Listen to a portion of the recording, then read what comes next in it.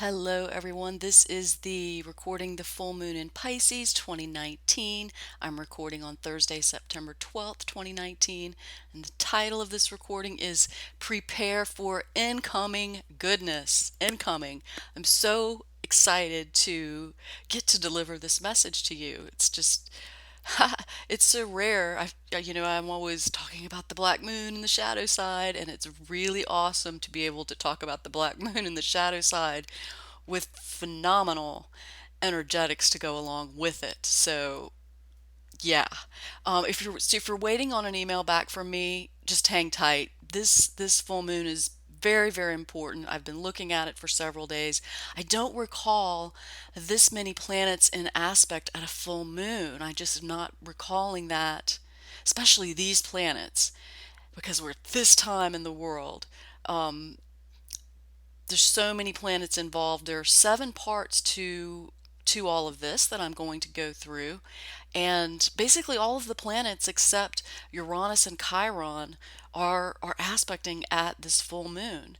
And those two, Uranus and Chiron, are kind of doing their own little thing to help, which and it's not really any little thing, it's a rather big thing. But they're kind of in the background doing that, and they're basically deferring to the black moon. So let's get started with number one. So I've waited until the moon went into Pisces to record this, just so I could have a final look and to see what's all going on. I I have about 80% of it down. There's about 20% I just can't see. But that's kind of lovely because that's where the loveliness is coming from, is that 20% that's kind of the unknown Neptunian part of this full moon in Pisces. So, yeah, I'll take 20% of goodness coming that I have no idea what that is. That's all right with me.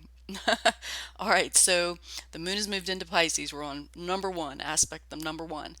This means that we are in black moon days with the full moon. And so this brings up issues of trust and mistrust and vulnerability and feeling exposed and failure versus success. The shadow of trust and the shadow of ability, those two shadow sides are activated. So, at number one, the moon being in Pisces, that has already moved into Pisces as I'm recording, brings in just that element. So, be aware. So, you're like, get to the goodness, Laura. I'm setting it up. All right, because we're in the middle way, my friends. Yes, this isn't all Pollyanna, and this isn't all doom and gloom. This is straight through the middle. We can balance the polarity and watch and take in both sides, and we aim in the middle way. All right, so we recognize the moon is in Pisces, and that's going to bring up people's shadow side because the black moon's in Pisces right now. So that's number one, keep in mind. Number two is the full moon is a reactivation of the new moon. We always want to remember that. It takes the energetic that was in place at the new moon and it brings it to its height. So the new moon in Virgo was on August 30th and it was at 7 degrees of Virgo, which is the Sabian symbol of a harem. This energetic symbolizes valuing the self, learning to value ourselves. But also, I talked about in the new moon recording, the new moon in Virgo recording, it's about exposure of the trafficking ring, the pedophile ring, and the tentacles of that. It's about all of that is becoming more and more exposed, which it is, because the Epstein story is just not going away, is it? So we want to remember that that is the energetic we're working with all month, that idea of valuing ourselves and then things coming to light that are no longer appropriate. Were never appropriate and no longer acceptable, I guess is the way to say it. So it's bringing that to its full height with the full moon. Number three, the full moon enters overnight Saturday, September 14th. It's going to come in at 12:31 a.m. Eastern Time. So that's just after midnight, half past midnight, overnight Friday into Saturday morning. It's at 22 degrees of Pisces, and that's the Sabian symbol of a prophet bringing down the new law from Mount Sinai. Right? This is about the word of spirit and truth. It's about living by a code. We bring it down from spirit and we manifest it. We make it real. We apply it. Love, reign over me. It's about thy will be done. Thy will is thelete in the Greek. To the Gnostics, this is the Christ consciousness, the Christed. This, a prophet bringing down the new law from Mount Sinai is how the symbol is worded. It's a reckoning. It's with the full moon energy. It's certainly an exercise in trust, and at some point we may need to have some rhino skin shielding us, and we'll see why in a minute. Because this full moon energetic is about manifesting 5D. It's about we go to it and it comes to us. If you can think about it like in an hourglass shape or an 8, the symbol for the number 8, it's a double torus. And where those two meet in the middle, that's where 5D is. And that's where we're coming to. All right, so we have the sun at 22 Virgo at the time of the new moon. The sun is always opposite the moon at the full moon. That symbol is a royal coat of arms enriched with precious stones. Certainly this will be about the royals and the elites, right? If the whole month is about exposure, and now the sun, it started out at the new moon in Virgo at a harem, and now it's coming to the royal coat of arms enriched with precious stones. So basically, with the sun and moon hitting like that, the elites, the New World Order, the cabal, have light coming at them from both sides right now. This symbol, this Sabian symbol, is really a replica of electromagnetic forces. That's too deep of a subject I want to go into right now, but basically you can see it, you can just envision it as light coming in from both sides and compressing that system. The Pilgrim Society, all that's coming out about that over at American Intelligence Media, they have some excellent research, and it's showing how entrenched the tentacles of the United Kingdom and the monarchy and the systems above it are so entrenched in the United States, and how this being the second American Revolution, yes, it is really in a lot of ways that. With this Sabian symbol, it also tells us to pay attention to colors. So look and just keep in your mindset a very colorful kind of focus, because our eye is going to be drawn to color during this full moon phase. And when you're drawn to something, the universe is trying to get your attention, the source field. And it may not be about what you're seeing, but it might be just the time that's signaling you, hey, pay attention. It might be that something you were thinking about at that time, or someone you were talking to, or someone who calls you, or something that pops up on your screen, on your computer, whatever. It's just a marker right now saying, pay attention to color.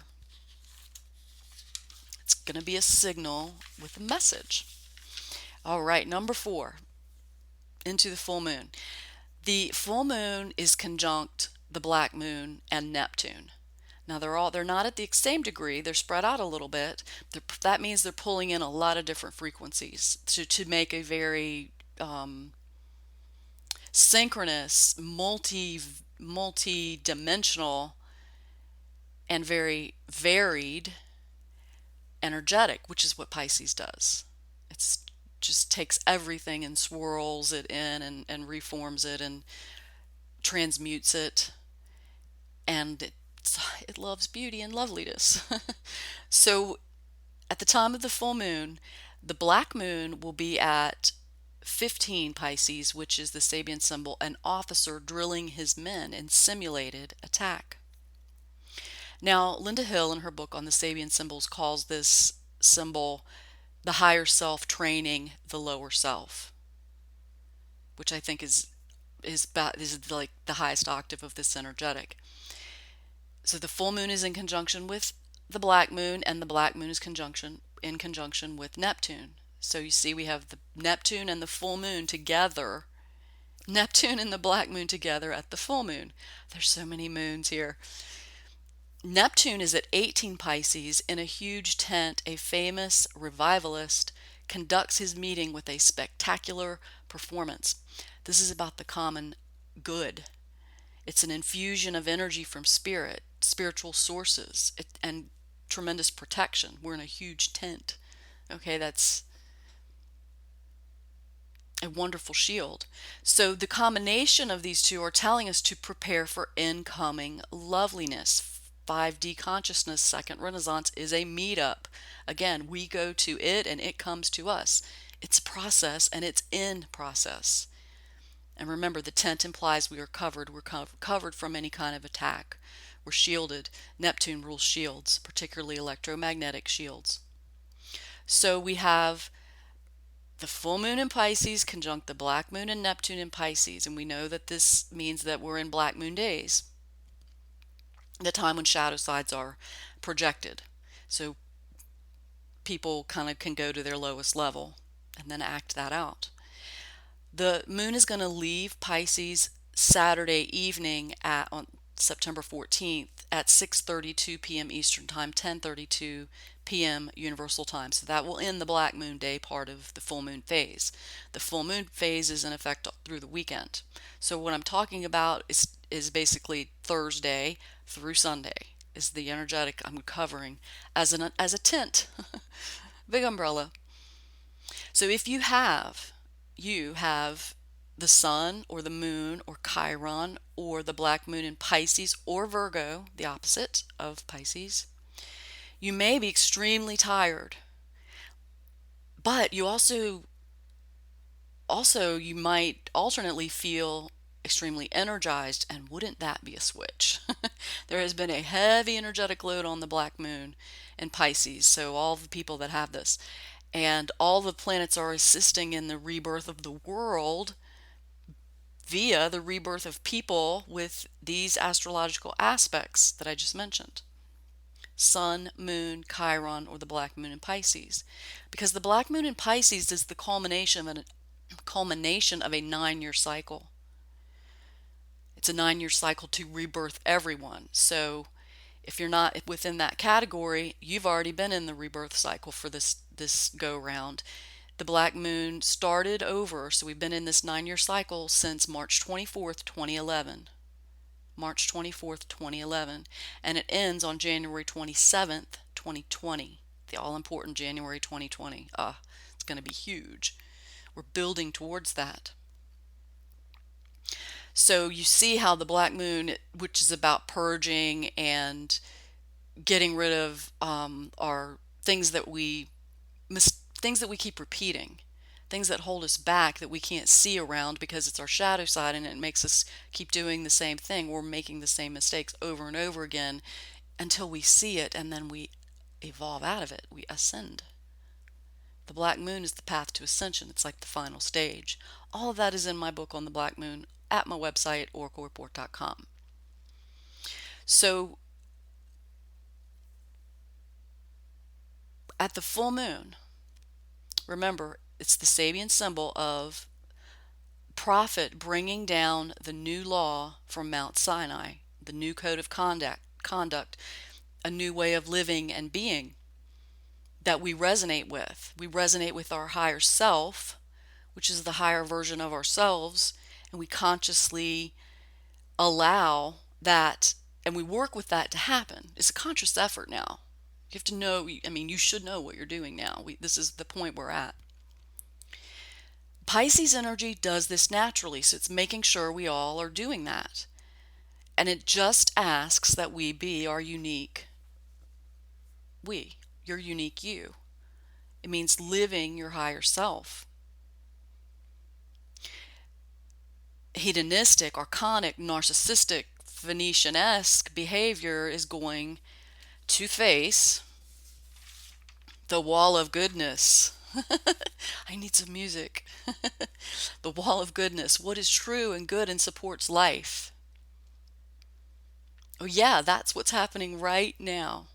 Archonic energies are hitting the wall, this full moon phase, which sends them back to source, which is oblivion in their perspective. What makes the wall of goodness? The conjunction of Saturn, the nodes, and Pluto in Capricorn, making a sextile to the full moon, is making the wall of goodness. Saturn and the nodes in Pluto are all moving into the Great Conjunction January 12th, 2020.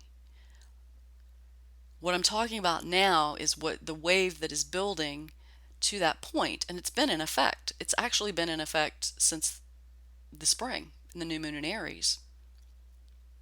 And we can always trace the cycles back. The bigger cycle began in 2015 with the new moon in Aries, and the time frame, the 5 years through 2020. So this is in play. We're building to that, and that January 2020 is a epic marking point in time when the ground shifts. So, and it doesn't just happen all at one moment. It begins, the tremors, the shakeup begins now. It's been in effect. Now we see all of this energy coming in to forward it, right? So the great Saturn-Pluto conjunction. Saturn rules the ground, our foundation, structure, codes. Pluto is the transformation of the core of all of those things. And we can't expect earthquakes with this full moon phase, I do believe. I have the Suspicious Observers disaster prediction app, which alerts every time there's a larger earthquake above 4, I believe, 4.0. And it's been going off a lot today. It's because we're in an electric universe, which is actually more appropriately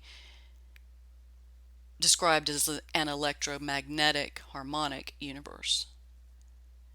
All right, so the wall of goodness, this Pluto, Saturn nodes, moon's nodes, creating this wall comes about via the karma police. Okay, Saturn rules karma.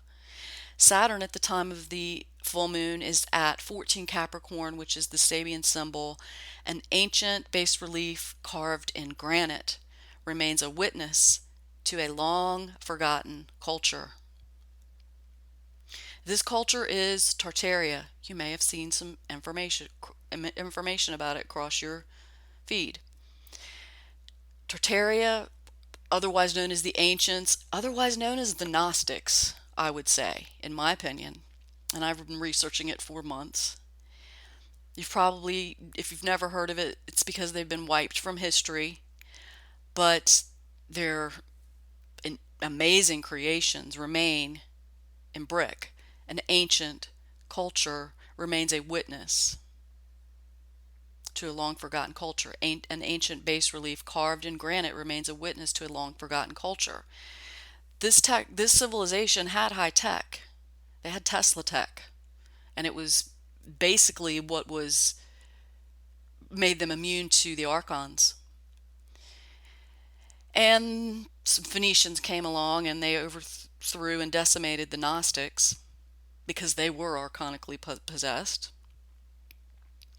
And the Stargate series and the subsequent shows, Stargate Atlantis, that is so close to the truth of everything. The older I get, the more I learn, the more I see it. And that was just a CIA Tavistock Illuminati op extraordinaire. If you take that, throw in a little Jupiter ascending, I'm going all sci-fi geek now. Y'all know how I go. 2001, Childhood's End, The Matrix. Throw all that in there, and you put a little Stargate Atlantis, particularly Tartaria, the ancient culture. There's a reason they showed them all as having dark hair and dark eyes. It's the Tartarian culture. I don't want to go too far into that because I'm waiting for a YouTuber who has a book coming out in a few weeks. I'm waiting for that, and their channel was hacked. So I don't want to send you over there when they're not in control of their channel. So you can just back burner that for now, unless you want to dig on your own, or you can just follow the path I've cut through. Your choice. And remember, Saturn rules time. So it's time to learn our true history, the true history, not this not the lies, this alternate history they've taught us. And Saturn's going to go direct in a few days on September 19th. So here it comes. And that's loveliness. All right, so continuing with the explanation of the wall of goodness. All right, we have Pluto at 21 Capricorn. We just talked about where Saturn is. We're talking about where Pluto is now. The big guns. Pluto is at the Sabian symbol energetic of a relay race, and in that, everyone participates. It's happening to everyone. A relay race is when you pass the torch or the block or the baton or whatever to the next person. So this is the mass awakening, and Pluto moves slowly. It's been discharging this energetic, and it's been moving back and forth and pushing this forward. It's a sweeping transformation to the core level. It's from the underworld. It comes up from below. This is the grassroots empowerment that we're seeing around the world. We can see the upswell of liberty. We can see the efforts of the Anons. There's a great awakening. And where is Pluto right now? It's almost in exact arc-minute square to the Eris point. It's tapping on that Eris point energy. So with the two of them, Pluto and Eris point, you have the masculine and feminine energies of transformation and rebirth making huge changes. Now with this false flag potential is high. It's high all weekend. It's full moon in Pisces. It's like magic time. The archons and their minions pull out their spells. But remember, full light is hitting darker forces. Neptune conjunct the black moon at the full moon. Neptune is higher forces, black moon, shadowed forces. Full light on all of that. All right, the other part of the wall of goodness, the Capricorn line there, is the nodes of the moon. And the south node is at 16 Capricorn. The south node rules the past and what? Karma. 16 Capricorn is the Sabian symbol, school grounds filled with boys and girls in jumpsuits. We've been talking about this for so long. Pluto did its thing over that and just swept it forward. This has really been the awakening of younger people. And I'm talking about the ones born in 2000 and later. Not the millennials, the generation after the millennials. They've awakened as Pluto has been discharging this degree over the past 3 years and then moved off. The south node is the past and karma. It's when chickens come home to roost, when you have to lie in your bed, the bed you've made. It's facing the music. And this symbol is also about hormones. School grounds filled with boys and girls in gym suits. Hormones meaning life, living. And this is where the adrenochrome story has come to light from. When Pluto went over this, now Saturn is there, just keeping on pushing it out there into the forefront so we see. With this also, certainly, this is about healing the physical body. All right, so this beautiful wall of goodness also helps our structure.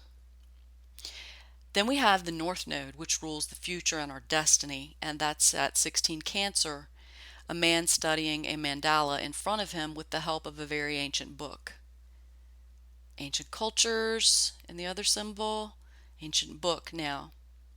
So with the North Node here, we find answers. We find our way out. We find our way out of the labyrinth, right? A man studying a mandala in front of him. We figure out the puzzle. And we also figure out about how to become part of the web of creation, which is about taking or accepting your place in the universe, which is very Black Moon in Pisces. So our future, our destiny is out of the matrix, all about becoming you, allowing or being your higher self. Our higher self is on the other side of this double Taurus. It's right there. That's what we're merging with. Higher self is the connection with God. Number 6, the full moon is in square to Jupiter and in opposition to Mars. All right, we remember the Sabian symbol of the full moon, a prophet bringing down the new law from Mount Sinai. Okay, that's what we're working with. All of these funneling into that energetic. to bring that change, the code, the change of the code of life. All right, so Jupiter is in square to the full moon, and Jupiter's at 17 Sagittarius. Jupiter rules expansion and higher learning. And 17 Sagittarius is the Sabian symbol, an Easter sunrise service. It's about the rebirth of the Christ consciousness, the Christed energy. In the Gnostic, this is Thelete, the will, the divine masculine. So this is the rebirth of will and willpower. This is greatly needed. It comes right as we're in the midpoint of the Black Moon's transit through Pisces. It's just in time because the energy is very depleted right now. So an early rebirth, an afterburner here is kicking in. And this is just a huge blessing. In January we have the full rebirth, but this energy influx now that we're getting in the full moon phase is going to refuel us to get to that point. So there's a change in energy levels all around. This favors discipline, will, the ability to accomplish. If you have been under the effects of the Black Moons, activation of the shadow of ability and questioning what you're capable of and not feeling like you're capable of what you want or anything maybe. This energy is designed to help push through that because that's all shadow. And it's a massive influx because it's what? Jupiter. Jupiter expanding all of that in Easter sunrise service. And then the full moon in opposition with Mars. Mars is our energy and action. It takes action and it leads. Mars is at 18 Virgo, which is the Sabian symbol, two girls playing with a Ouija board. All right, this just brings in the divine feminine through the spirit of youth. That's what this energetic is doing. Now, Ouija board is bad. We don't like those. It's archons gone wild. Ouija boards are an archonic ploy to misdirect us. All right, so the symbol is about communication with the divine feminine. Now, since we do have this Ouija board, basically these symbols describe an energetic, but they're propaganda in that they skew it to a certain thing, because this symbol could be the divine feminine speaks through young girls. Okay, it could be, we could write it, it's the same energetic. There's a higher and a lower octave of it. Of course, the Illuminati and the rewrite of these symbols, the spin, is Ouija board, okay, to misdirect there. And then we find out through our own journey there that that's not the way to go. But what it is about is receiving light and information and energy from the Divine Mother. And remember, with Jupiter, with the Father. Easter sunrise service. So it's an open line to the divine during the full moon phase.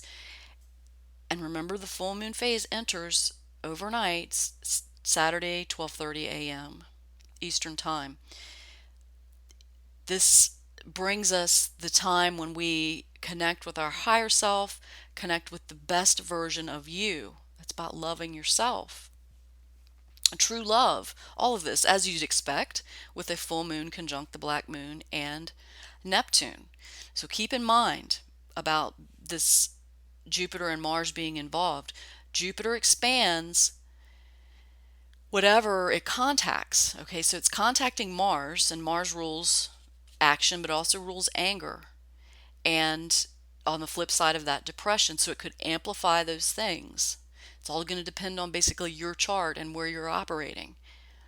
Remember that people during a Jupiter Mars aspect with all that Black Moon energy involved, and at a full moon fever, people will express dissatisfaction, and they're not always nice. They're projecting what they feel about themselves, and they can become their ugliest selves. But whatever, prepare for incoming goodness, loveliness. All right, number 7. As if we didn't have enough, we have another lovely thing, Mercury conjunct Venus at the time of the full moon, and they're exactly conjunct at 30 degrees of Virgo, which is the exact midpoint of the zodiac. 30 degrees of Virgo is the Sabian symbol, having an urgent task to complete. A man doesn't look to any distractions. Mercury is fast, so that's where we get the urgent, and then Venus means love. So the combination of at this degree is the delivery of what we need to complete things, personal tasks, the personal task of merging with our higher self, the global task of merging with 5D, 2R, fifth dimensional experience, second renaissance. And it's always wonderful to have a Venus aspect at a full moon. So that Sabian symbol of two girls playing with the Ouija board, we're talking about the energetic specifically now with Venus and the black moon delivering spiritual messages. The urgent task this month, what is that? We go back to the new moon in Virgo on August 30th, which was the energy of a harem, and that's unfolding all month long. It's reaching its peak now at full moon. The harem is a metaphor for the New World Order.